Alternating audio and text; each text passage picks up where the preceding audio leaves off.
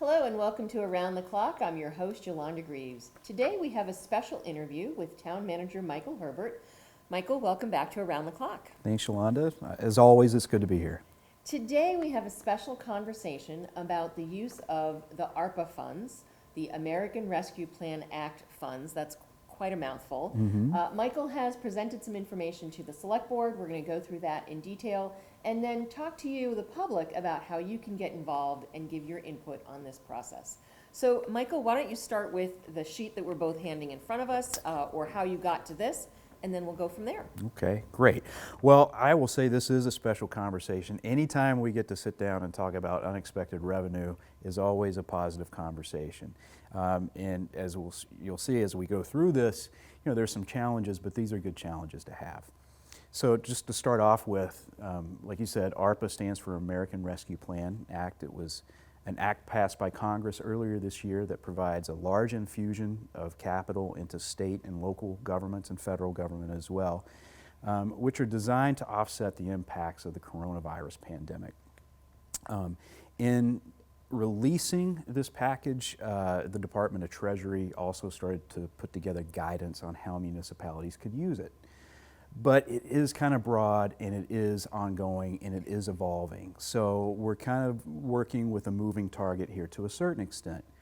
But we had reached a point, I think, in that evolution where it made sense to start coming up with a plan on how we could potentially use these funds. And now we have some better guidelines that really tell us what we can do, when we have to use things by, and what kind of projects we can use them for.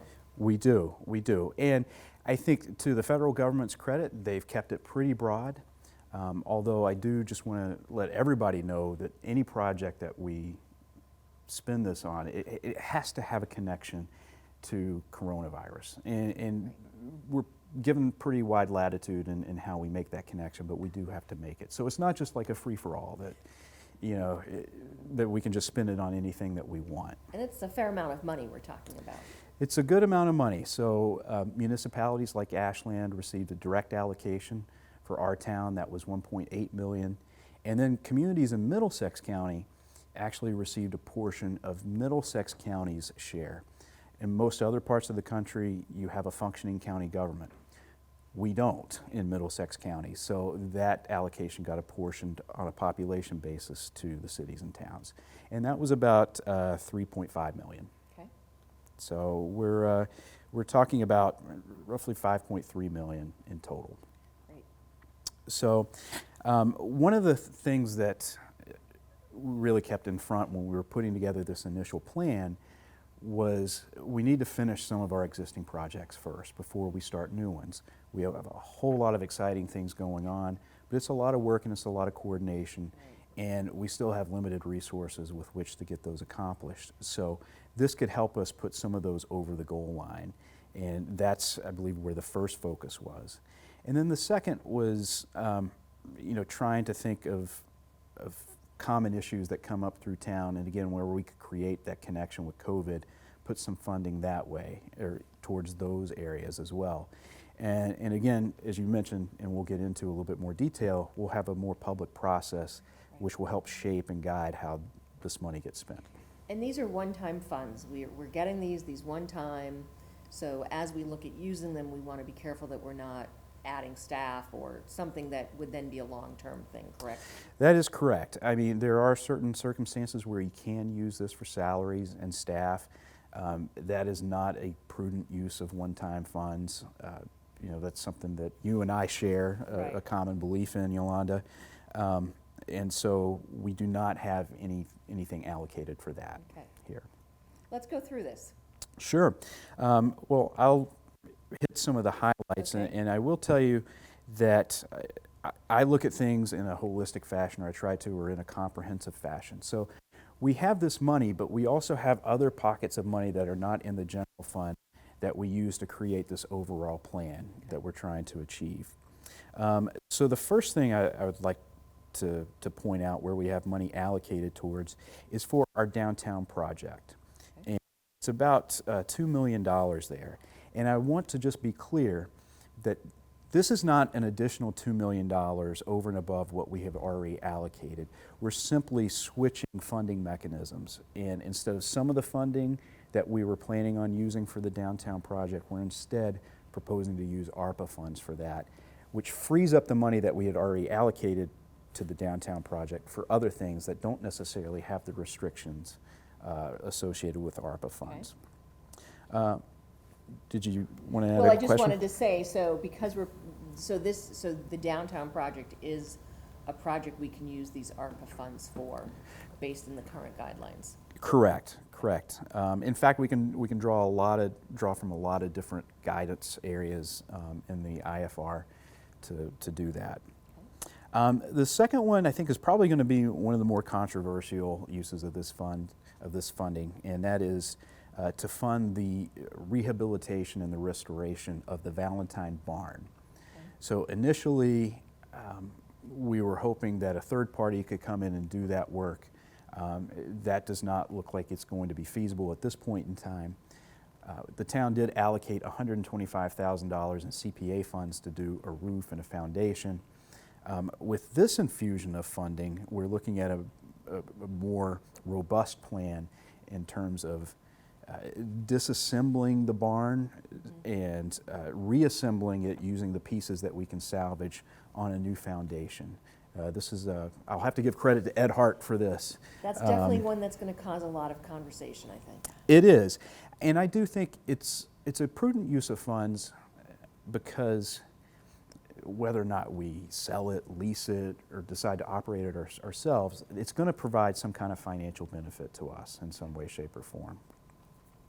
The third, excuse me, use of ARPA funds that Ashland will be receiving is for economic development assistance. So mainly, I was thinking mostly about the potential project at 10 to 50 Main Street, and the Select Board has certainly identified as helping those businesses, weather that storm as a priority for that project. Right. So hopefully this money is something that can help soften the blow and help utilize some of that. The next one is probably going to be also a little more controversial, and that is land acquisition. I don't necessarily have particular parcels in mind, but Ashland is a community that values its open space. We have spent over $10 million over the last 6 years on open space and protecting it. We've protected over 350 acres utilizing that, which I believe is the largest land conservation effort since the town forest was donated by Henry Warren back in the 50s. Okay. And then two final items. One would be for sidewalks. There's various locations in town that need sidewalks, and certainly that's going to be debated as to where that money. A lot of debate for that one. Exactly. And then finally, field replacement. And this would be the replacement of the two turf fields, one at the middle school and one at the high school. And this is probably one where we can really show loss of revenue because of COVID to help do this project, correct? Correct. It's probably the most direct connection out of any of the projects that we've seen here. Because of the pandemic, people couldn't use fields, athletics was put on hold, club athletics was put on hold, and we use that revenue to help maintain those fields and hopefully save for replacement in the future. Wow, so quite a bit, and there's some other things on here as well. So now that we're getting this information out to the viewers, what do you see as the next step, Michael, to get more of this information out and to get feedback from the residents of town? Well, the first step we took was we discussed it at our August 18th meeting, or the Select Board's August 18th meeting, where we talked about this initial plan, and I got some great feedback from the board on direction of these funds. The next step is a more robust public process. And I expect that to have an online component, really, where we put this out there. We ask people for their thoughts and their comments. I'd like to maybe craft it more in a way that it's just not totally open-ended, because you don't necessarily want people to get the impression that they can spend it on things that they can't. Right. But that public component is going to be very, very important for us and how we take advantage of this opportunity. So how long, so what is this timeline that you're seeing? First, well, I guess my first question is, what is the timeline restriction on using these funds? What's that look like? So it has to be assigned by 2024. Okay, so we have a few years to actually make decisions. Exactly. A few years to make decisions. It has to be spent by 2026. Okay. We have received half of our direct allocation and half of our share of the county allocation now, so we have the ability to spend that money now once the final rule is actually issued by the Department of the Treasury. So we have that time period to work within. But we also have time to make wise decisions and get the public input. It's not like we have to start spending this money tomorrow. Right. It's not one of those situations where we use it or lose it within a month period. Okay, okay. So you said a survey. What kind of survey are you envisioning for the public to read and then respond to? Well, it would be great to get the public's sense of priorities here in town and what they would like to see in terms of how this money is used. I mean, this is one of the few opportunities in life and in municipal government where we're going to get an infusion of cash and say, okay, we've got this money, now what do you want to use it for? Probably the best comparison would be casino money in some of those towns that got funding when casinos located there. But again, to get a sense of priorities, and then when we have the larger priorities established, kind of focus in on some things. So like sidewalks would be a good example. If we put money towards sidewalks, what sidewalks are we actually going to complete?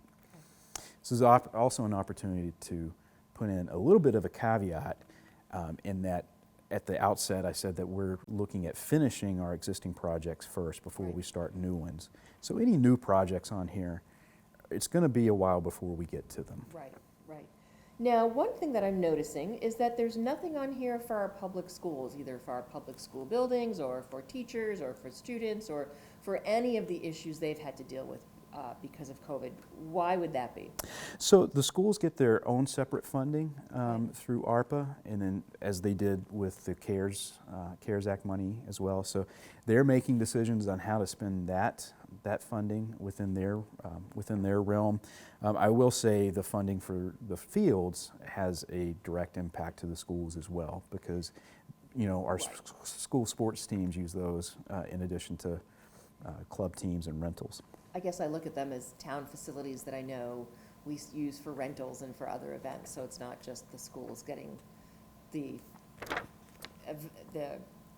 not benefiting it's not just the schools benefiting from us redoing our fields. So, exactly. Some people may look at it that, but it's certainly a town field that can benefit a lot of people. Absolutely. Okay.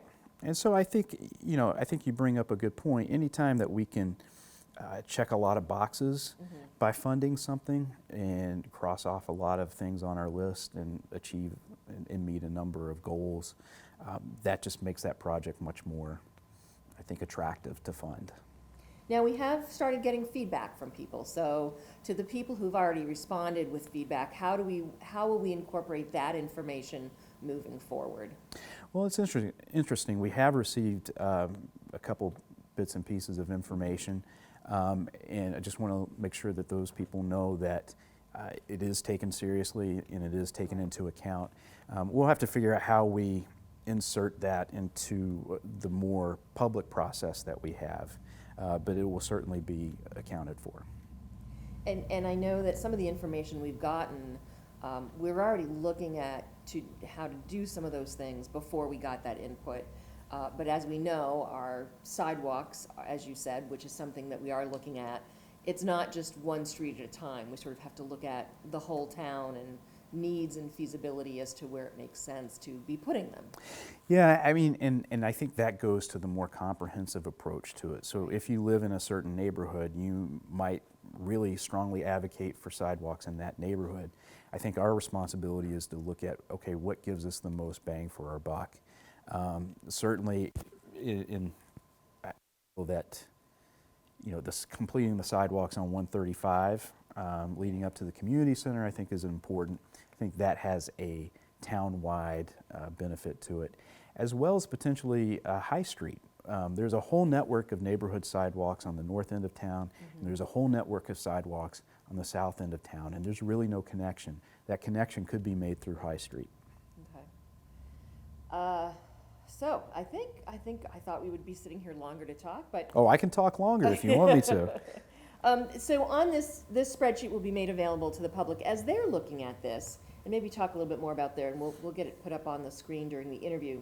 So we're looking at our ARPA resources, but we're also looking at our non-ARPA sources. Correct. And how those two work together. So maybe a little bit more of an explanation of, okay, so if it was targeted to use non-ARPA funds and now we're using ARPA funds, how do we then make the decision as to what to use those released funds for, and how do they go back into the budget or the planning process maybe? Yeah, so I think, first of all, you look at utilizing funds that have restricted uses.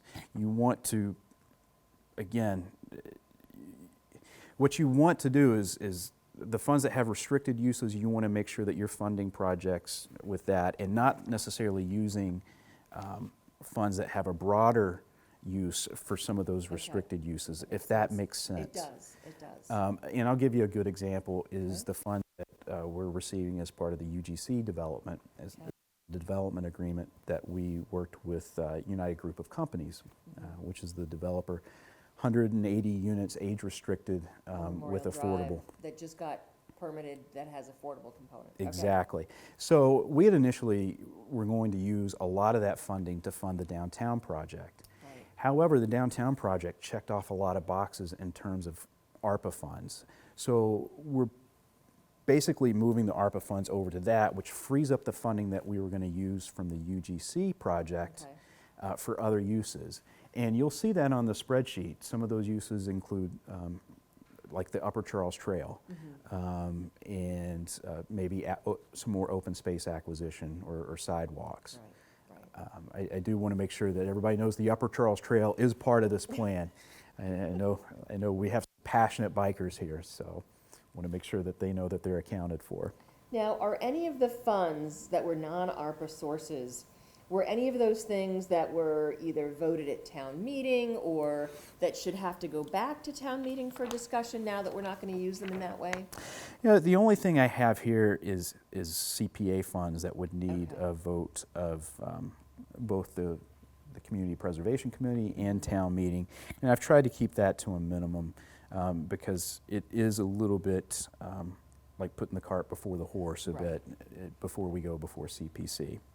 Right. But other than that, all of these other things are considered special revenue accounts, and they aren't subject to appropriation.